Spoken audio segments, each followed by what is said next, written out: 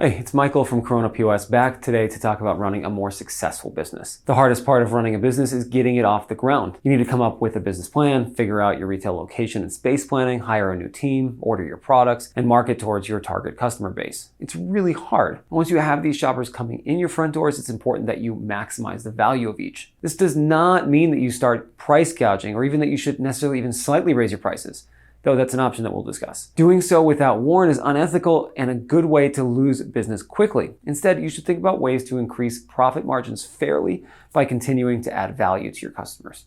Remember, the goal is always to improve your customer experience and get visitors excited about coming back. Today, we'll look at some common ways that retailers can scale their business by improving their margins.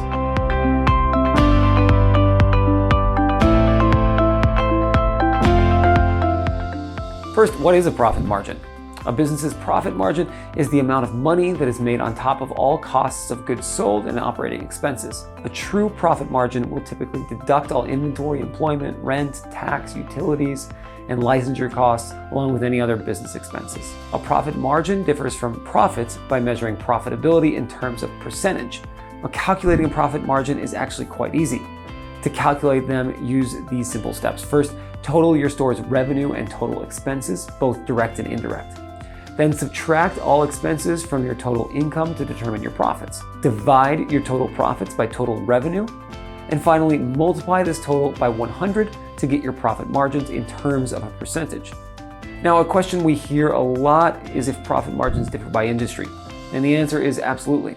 Profit margins differ wildly by industry type. Generally speaking, more inexpensive items come with slighter profit margins, while more expensive goods have higher margins. Jewelers and high-end electronics, for instance, have some of the higher profit margins, while alcohol and food have much lower margins. Figure out what your industry's standard profit margin is in order to help determine your prices. Okay, now getting into the heart of the matter. If you're brainstorming ways on how to increase profit margins, get started with this list. Implement a few of them and measure what type of difference they make for your business. Start by figuring out your cost of goods sold and all operating expenses.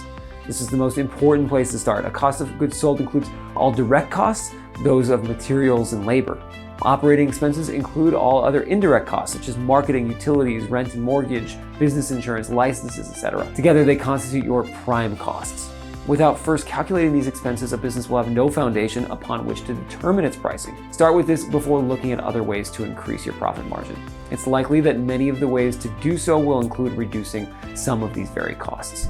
Another way to increase your profit margin is by simply raising your prices. Raising your prices will make your margins bigger and boost your bottom line. But, and it's a big but, raising your prices is always risky, as I mentioned before, and most retailers are skeptical at the prospect of doing so. It can be an easy way to annoy your customers and lose business. Instead of fearing it though, retailers should take a hard look at their bottom line and determine if it's necessary. There are times when raising your prices is unavoidable, and legitimate price hikes don't gouge your customers.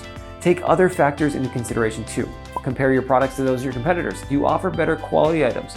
Also think about your customers. Are they the type to leave over a small price increase? What about your customer experience? Pricing is a complicated matter. Treat it as such and don't be afraid of charging what is fair. Third, you should focus on maximizing average customer spend. You can also increase your margins by incentivizing shoppers to buy higher margin items. For instance, a common tactic is to give your impulse items a much higher margin. Selling more of these allows you to keep your everyday popular products at a stable price. Think about how to increase the sale of your impulse items. It's a great way to raise your average ticket price while maintaining lower prices for popular products. Fourth, consider all of your discounts and promotions. Consumers all love good sales, but that doesn't mean you should always offer exactly what they want. Running poorly planned promotions can be ruinous. Remember, even slight discounts can have huge overall effects. For instance, if your profit margin is 20% and you discount an item 10%, this means that you just reduced your profit margin by 50%. You'll need the attractiveness of the promotion to double your overall sales just to break even. A good rule of thumb is just to avoid all retail markdowns at almost all costs. Better inventory management will help you prevent markdowns that are triggered by overstocks. And better marketing and customer experience will help you prevent markdowns that are triggered by consumer demand. Fifth, stay away from price competition. It's always critical to keep a close eye on your competition, but too many retailers take this to the extreme. Pricing is a classic example. Instead of always trying to match exactly what your competitors are pricing items at, consider other intangibles that you offer. It's likely that a higher price can be justified due to the quality of your products, customer service, location, clientele, guarantees, or even your return policy. Consider all of these before simply price matching. It's unfortunate, but no small business can afford to price like Walmart. Sixth, try to save money by negotiating with your suppliers. It might not seem so, but there are a lot of ways that businesses can reduce their per unit cost through their vendors. Many vendors will throw in free products to sweeten the pot. This lets the retailer try out a new product while improving their bottom line by eliminating those inventory costs. Others will reduce the cost for items ordered in bulk. If you have the space and capital, order increased quantities to get bigger discounts. Seventh, prevent theft and other forms of waste. Theft, loss, and operational waste are major killers of bottom lines. For many businesses, inventory costs are a substantial portion of their prime costs, so losing that money can quickly dig them into a hole. Reduce product defects and problems with your suppliers. Cut back on over-ordering. Eliminate labor and supply chain inefficiencies. Lower shipping costs or pass these costs on. Prevent theft from your shoppers or staff. Redraw your store layout to minimize shrinkage and maximize sales. And you can go green and reduce energy costs. Finding ways to reduce retail waste will bring your business much more long-term success. Eighth, implement great staff training. Shoppers remember their experience with staff members as much as they remember the products themselves, good or bad. Make sure your staff is well trained and represents your store and brand. A great retail team can transform a shopping experience and help justify higher profit margins.